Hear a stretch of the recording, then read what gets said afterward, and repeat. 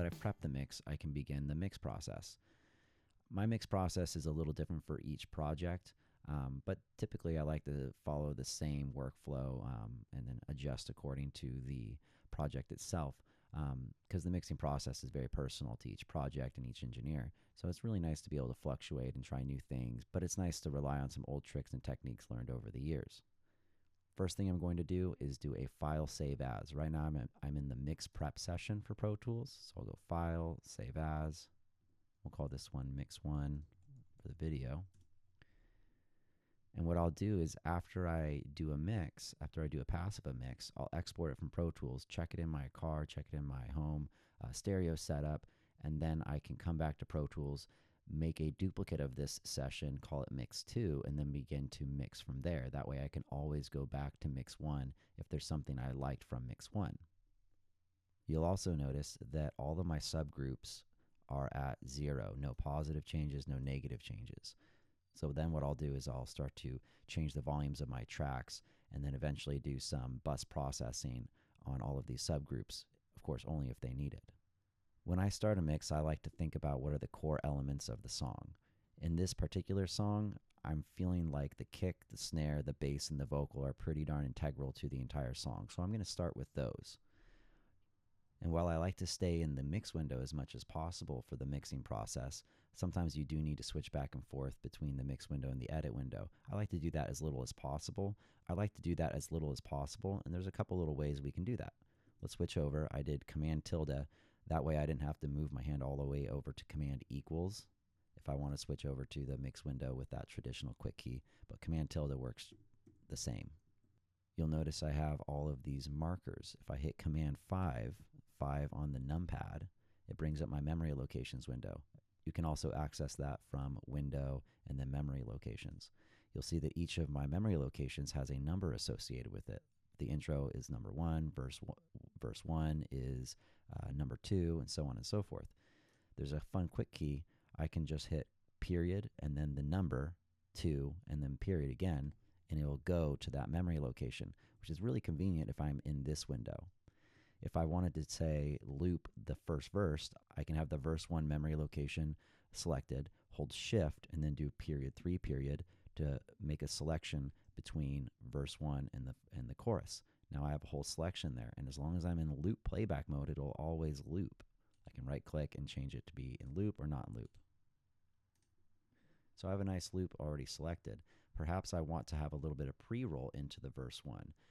For example, let's say I want to go to verse 1 and listen to it, period 2 period. If I just hit play, it goes right to the verse. However, if I put pre-roll on, which is also just Command K to turn it on and off, currently I have it set for a 2-bar pre-roll. That means it's going to go back 2 bars before where my playhead is. So if I hit play right now, you'll see it jump back 2 bars. That way I can hear the song as it goes into the section as opposed to hearing it go directly to that one section. And this allows me to stay in the mix window as much as possible. And this just helps me out. It's a personal thing. I don't like looking at waveforms as much when I'm mixing. I begin to use my eyes too much as opposed to using my ears. I'm going to begin by balancing the kick, the snare, the vocals, and the guitars just to see where that gets me. And then after I bring up those core elements, I'll begin to introduce all the other instruments to fill in the space. Let's make sure we have that loop before we get started. So that was period 2 period to go to the first verse, shift, period 3 period to go to the chorus, but it just made the selection there. Now when I hit play, it'll just loop. And of course, when I hit stop, it's going to just continue to keep the loop selected so that I can just hit stop, make changes, and then hit play again, and it'll play the loop again. And that's because I have this button unchecked. That's the insertion follows playback. If I have that selected, if I hit play and then stop, it'll put my playhead right where I stopped. And I don't want that. I don't have to keep on redoing my selection. So I'm going to make sure that's off. Okay, so now that I have my selection, I'm going to move back to the mix window. And if I hit play, you'll notice that I get meters. We're not hearing anything because all the tracks are turned down, but the subgroups are up, so we're not sending any volume to our subgroups right now. And the reason I can see all these meters is because they're in pre-fader. Under options, that's the pre-fader metering button right here. If you have pre-fader metering on it will display the waveform before it gets to the fader itself. So the fader itself has no bearing on the or on the metering. This is a nice way just to see what we have playing when our volumes are all the way down. So now I can start to begin to turn some instruments up. I have a control surface, so you'll see them turn up without my mouse.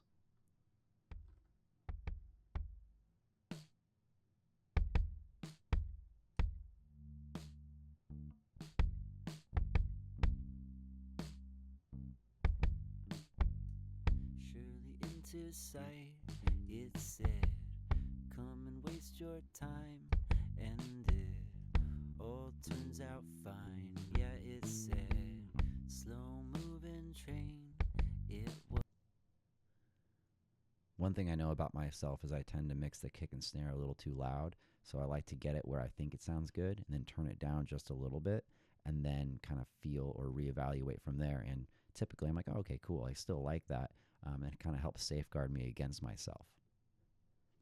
So then after I balance the core elements, and clearly I'm moving pretty quickly through this, doing the actual mix would be a very long video, so I'm just kind of doing the overview, but I'll start to fill in the space.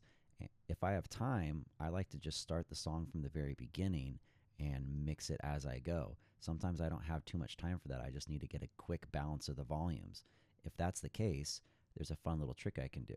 I can actually just start it straight from the beginning if I want. So period, 1 period, hit play, and as I see the meters, I can begin to turn those instruments up.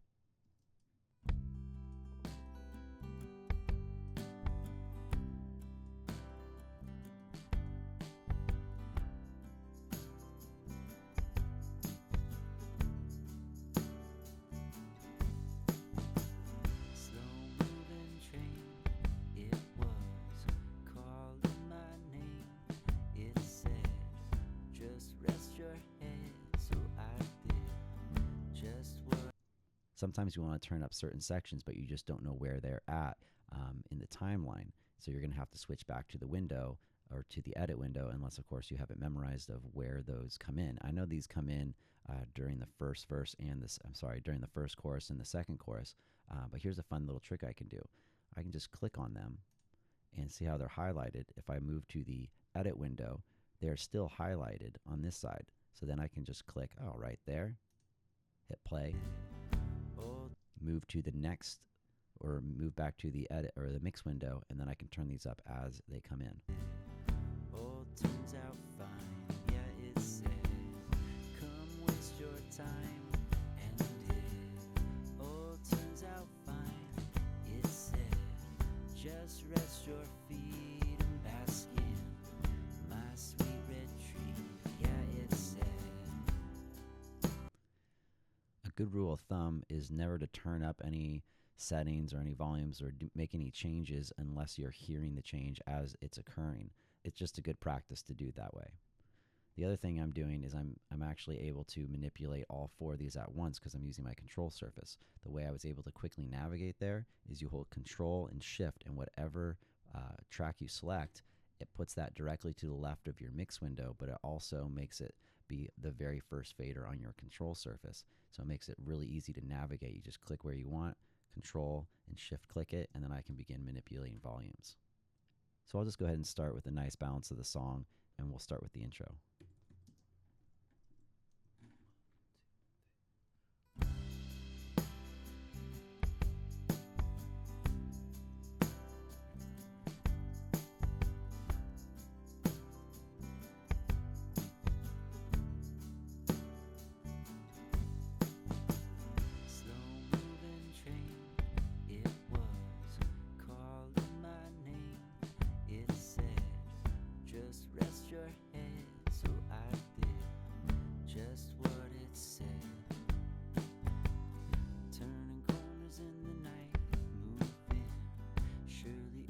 Sight, it said, come and waste your time, and it all turns out fine. Yeah, it said, come waste your time, and it all turns out fine. It said, just rest your feet and bask in my sweet retreat. Yeah, it said.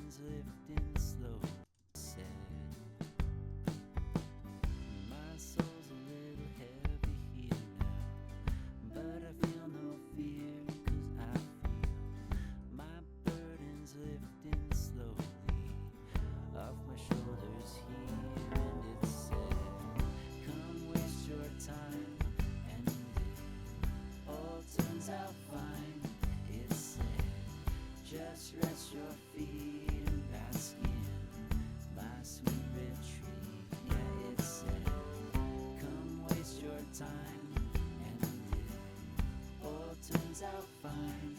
It said, just rest your feet and bask in my sweet retreat.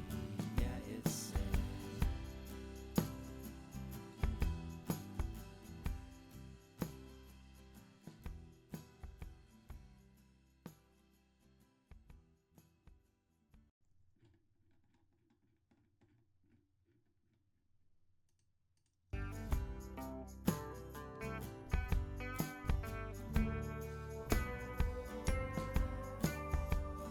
Days seem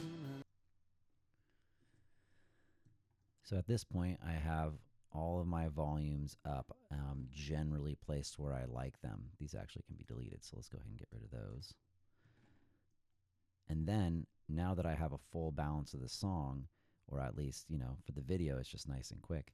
But now that I have a full balance of the song, I can begin to evaluate where I want EQ, compression, and the direction I want to head. By having a full balance already with all my volumes of every track up, I know what I'm dealing with and I can make educated decisions as opposed to just working isolated with just the kick, just the snare. I like to try to avoid being in solo as much as possible, because if I, for example, make the kick just sound great by itself and then I unsolo it, it probably is not going to fit with the song. It needs to be balanced with the song in regards to its frequencies and its volumes, and its overall character. So I like to try to make sure that I don't do any of those changes in solo. Of course, we use solo sometimes to like figure out a problem or just generally just to hear what it is. But instead of turning the or putting the kick in solo and working with that, sometimes I like to just turn it up and then I can start to EQ and compress it. But for the most part, I like to do that with all my my tracks engaged at the same time and not in solo. Before I do that, I might end up putting in some more spatial effects that are more integral to the song. For example, this guitar right here. Here's a fun trick I like to do. I have it pan to the left. Let's go to that section for where that is.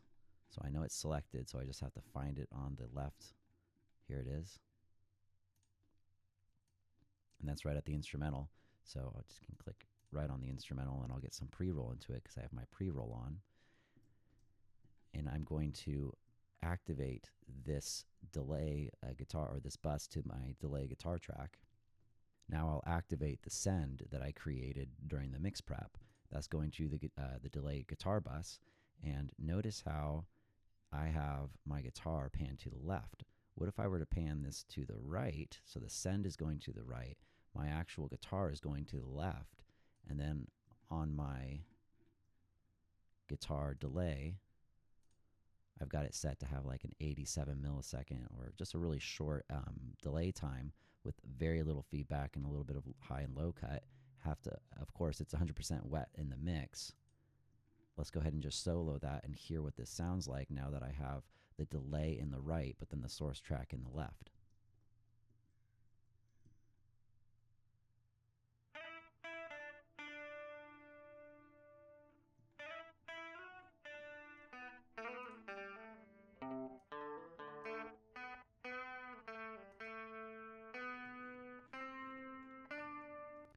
Kind of gives it a little bit more space and kind of a little bit less mono, kind of fits in the mix a little bit more. So let's go ahead and hear this in context.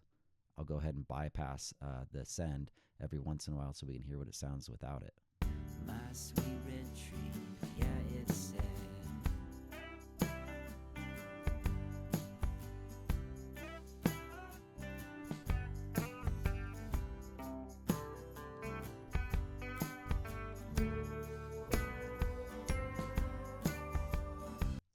It just adds a little bit of space to it in a very pleasing way. I like to do that with any guitars that I've recorded in mono, just so that the if I'm panning hard left or panning hard right, I still get a little bit of information on the other side, almost as if I'm doing a stereo recording and I have one microphone perhaps in the hallway and then one microphone directly on the cab itself. I kind of give a little bit more space that way. I'll also engage perhaps the reverb and delay for my vocal just to help see where that fits in the mix as well. So Command Control to click on these sends to reactivate them. And they're probably, yep, they're all at unity. So it's going to be quite loud. Let's just go ahead and see what it sounds like this, and we can make our adjustments.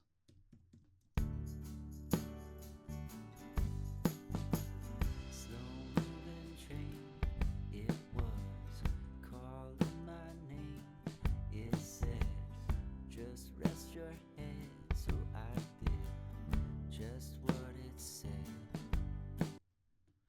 turning corners in the night, moving surely into sight.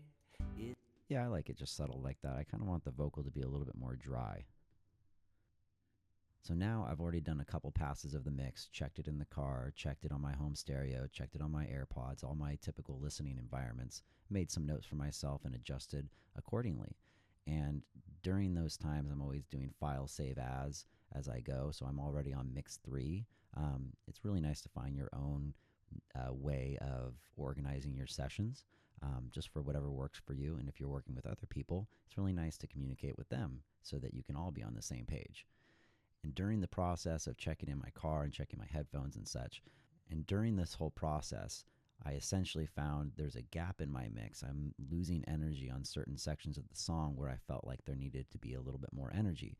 And I thought that this might be able to be addressed in the mix, just because I thought it was going to be subtle enough. But during the mixing process, I was wrong. I needed another instrument to fill that space, so I chose an electric guitar. And I recorded the electric guitar, but of course, all of these plugins are increasing the latency of the Pro Tools session, especially this bass track right here. So all I did, you can see it's frozen. It's not delayed at all. So all I had to do is right click and then say freeze. If I unfreeze this, then all those plugins can be editable again, because if I click on them, I can't change any of them. I've essentially written a very temporary audio file for this bass track with these settings. I can still change the volume, but I can't change any of the plugins. But then this way, Pro Tools doesn't render those, and then I don't have as much latency in my system. But I added the electric guitar in there, and I felt like it really helped increase the energy during some of the instrumentals. Another thing I noticed about the mix is that my kick just wasn't sustaining very long, and I was losing power in the kick. It didn't feel quite right.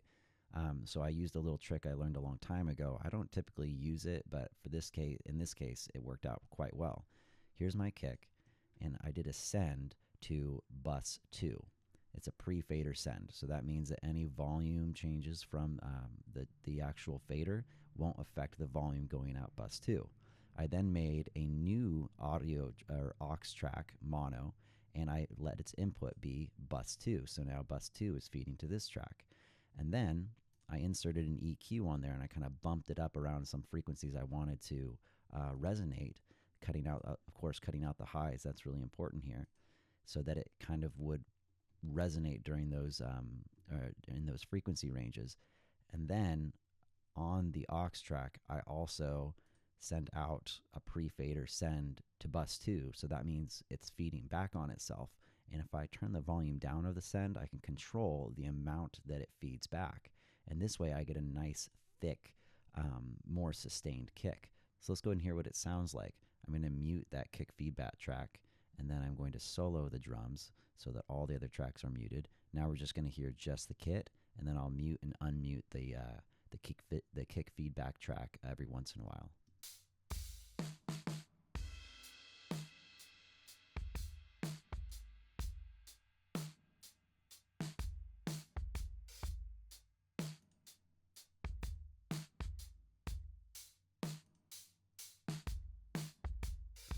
It's subtle, but it really helps out in the full mix.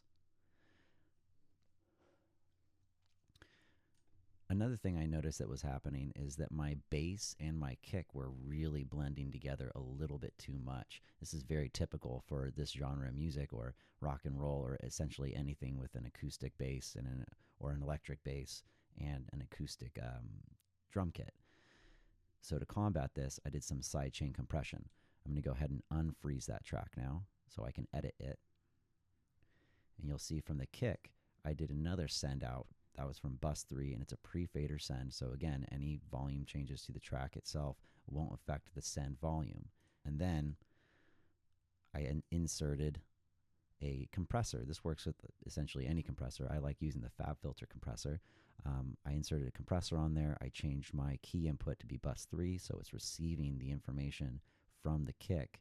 And then I made sure to go to my sidechain tab and make sure that it's paying attention to the external key, not the internal key. So by paying attention to the external key, then this bass right here is going to not trigger the compressor. Rather, the key is going to trigger the compressor. So even though it's on the bass track, it's going to compress the bass as if it were the kick drum. So that means each time the kick drum occurs, it's going to turn down the bass just a little bit. And if I tune my attack and my release, especially if I'm using a pretty gentle ratio, 2-to-1 is a great place to start with. It'll turn down the kick or turn down the bass whenever the kick occurs. Let's go ahead and hear what that sounds like.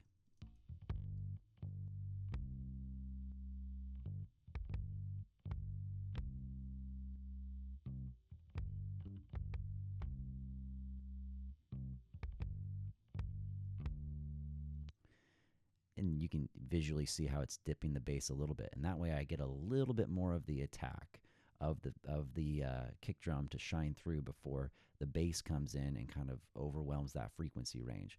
It's kind of a good way to get the best of both worlds, and in the mix it sounds pretty good.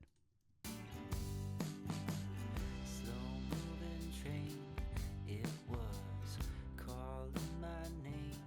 It said, just rest your head. Another thing I noticed in the mix is that my guitars were overwhelming the vocal. I'm singing a little bit softer, and my guitars were just kind of overpowering the vocal in those places where they overlap in their frequency. So I did essentially the same thing that I did to the kick and the bass. I did a send out from my lead vocal out to, say, bus 1, and then I put a compressor on the acoustic guitar subgroup, made its key input be bus 1, set it to pay attention to an external key, bus 1, and it will compress all of my acoustic guitars whenever my lead vocal is singing. And I'm doing it very subtly. I'm doing it just like a 2-to-1 ratio, and the threshold is not quite up there, but let's go ahead and check out what it sounds like. You can hear it and you can see it. Slow-moving train, it was calling my name. It said, just rest your head, so I did. And I gave it a little bit of a longer release so it sounded a little bit more natural, but it really did free up a lot of space in the mix by just automatically turning those acoustic guitars down just a little bit whenever the lead vocal is singing. Kind of helps them pump a little bit to the music as well. I also noticed that electric guitar part was kind of getting in the way a little bit, so I did some automation for that. Right here we can see I have automation. I'm in the volume viewpoint for that lane, so if I hit minus, it'll go back to the waveform clip view. If I hit minus again, it goes back to the volume waveform view, or I can just click on and choose whichever setting I want. I really don't like clicking on here and then changing it to the lane that I want for automation. So one thing you can do is if you hold Command and Control and you click on any parameter that has automation or has an automation lane, it'll display that. So right now, see my pan is to the left. If I hold Command and Control and click on it, see how it's changed my automation lane to view the pan. So I don't have to navigate to that. I can just Command, Control, click on it. Now I see the volume. Hit minus again just to go back to my waveform view. Let's go ahead and just do another pass of automation just to demonstrate it. So I'll go ahead and delete this. I'm going to put this into touch mode. In touch mode, no matter what I do, if I'm just going to turn that fader up, as long as I'm touching it, it'll stay at that location when I'm automating. But then when I let go, it snaps back down to its original volume. So let's go ahead and automate this. And of course, let's do it in the mix or in the context of the entire song, because isn't that the point? To balance the volumes for the song itself, not to do everything in isolation. Rest your feet and bask in my sweet red tree. Yeah, it said.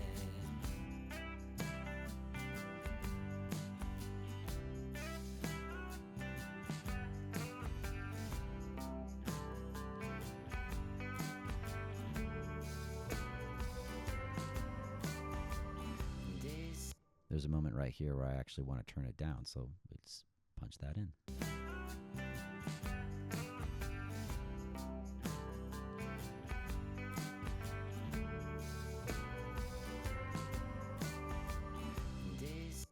That worked out nicely. I can go ahead in there and clean it up if I want to by holding, if I'm on my grabber tool, Option and clicking on anything will delete or get rid of those nodes.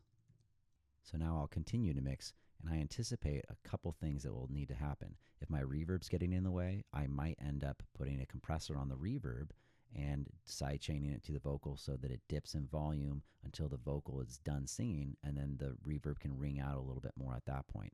We'll do that if we really need it, but I'm not too sure if we'll end up needing that. But so far, the song Slow is coming along nicely. I'll probably give this a little more space. I don't want to keep on listening to it. I don't want to keep on listening to it and keep on editing and going down a rabbit hole. I would rather just give some space, give my ears a break, and come back and listen to it with fresh ears. So whenever I mix, I like to make sure that I have a time frame that allows me to put space between my mixes. That way I can perhaps think about it throughout the day, listen to another song and realize, oh, that's something I'd like to do. That would work perfectly in the song I'm mixing right now. But for me personally, time is the big factor here. If I put time in between my mixes tend to sound a lot better. Not to say I can't just run and gun and mix something really quickly. It's just not my strength. So of course I'm working with what I'm good at in this moment. In the song Summer Rose, I have an interesting situation with the snare. I used Addictive Drummer for the drums for this EP, and I'm really happy with how it sounds.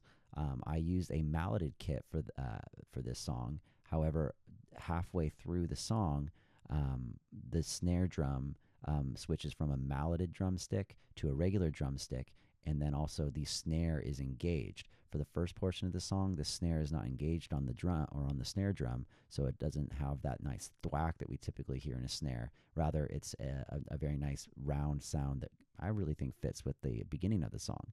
However, when we get to the third instrumental where the energy rises, I do want that snappy, typical snare, so that's why it's been engaged halfway through the song. Let's go ahead and just take a listen to it. I'll go ahead and go to my VCA and solo the drums. Now we can hear the drums by themselves.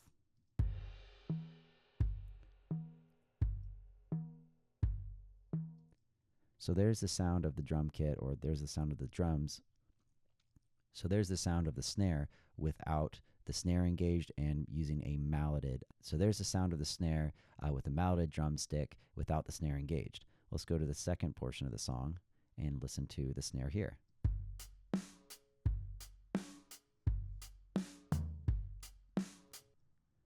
You can hear the snare drum now has the snare engaged, and it's a lot more appropriate for the end of the song where I have the energy rising. However, you'll also notice that it is overly compressed during this moment when the snare drum is engaged, but here it's not. It's a lot lighter. We can actually go in solo while our VCA is in solo. Now we're soloing just the snare drum.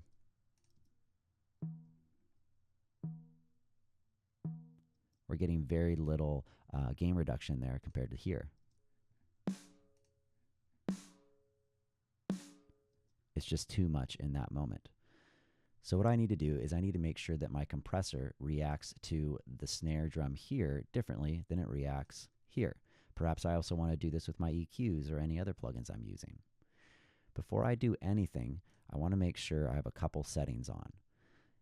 If I go to my settings in Pro Tools under mixing, there's a and then underneath the automation portion, there's a plugin controls default to auto enabled button. As long as this button is clicked, anytime you create a new plugin, it'll automatically make sure every single plugin parameter is automation enabled. I can confirm that by clicking on waveform of the track, and I can see that everything is automation enabled.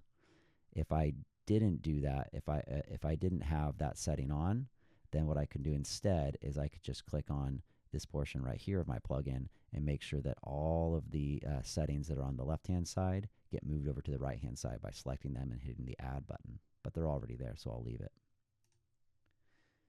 The other thing I want to do is I want to make sure that Pro Tools has automation enabled for certain parameters. So I'm going to hit Command 4 on the numpad, and that brings up the automation window. Otherwise, I can go Window and then Automation. And you can see here that nothing has been enabled. So let's go ahead and test that out or demonstrate that. I'll go into touch mode with my snare, and if I click on this little fader right there, it pops the fader out for this track, so I can manipulate from here a little bit easier. But let's also switch to our volume, and let's check it out. Let's switch to our volume to see the volume automation line, and I can click on waveform and then go down to volume, or I can also just hold Command and Control and click on whatever parameter, and it automatically gives me that automation lane. But since volume is not engaged for automation right now, if I am, and I'm in touch mode, so I can automate. If I hit play, it didn't write any automation there. But if I turn it on,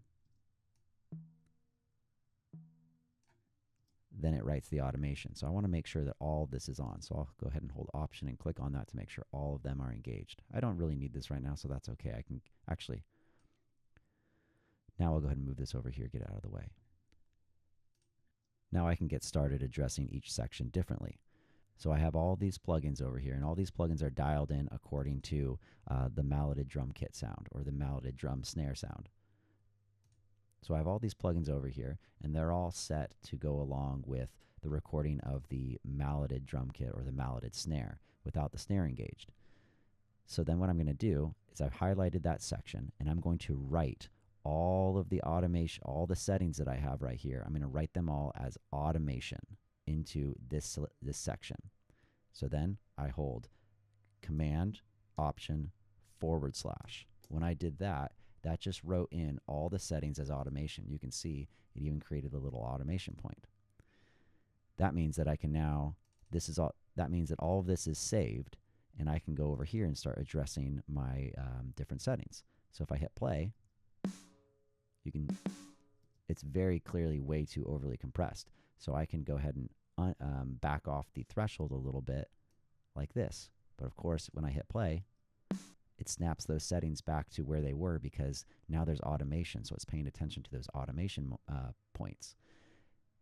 To get around this, I'm going to go into preview mode. In preview mode, it's not going to snap these to their automation values. I can just listen to it.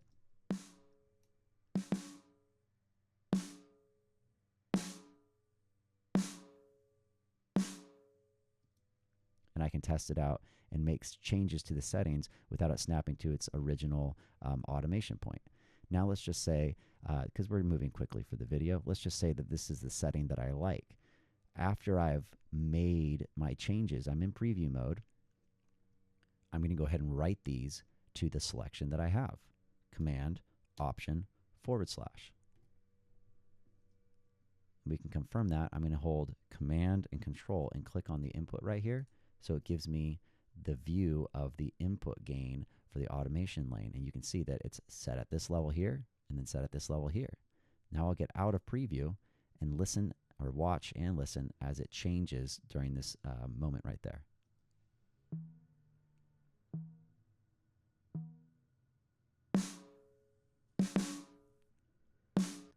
So clearly I need to fine tune that, but this is just a good demonstration of how we can address certain portions of the track with automation with our plugins rather than having to say, take this section and put it on its own separate track. This is just a really nice, easy, convenient way to do it all in one track.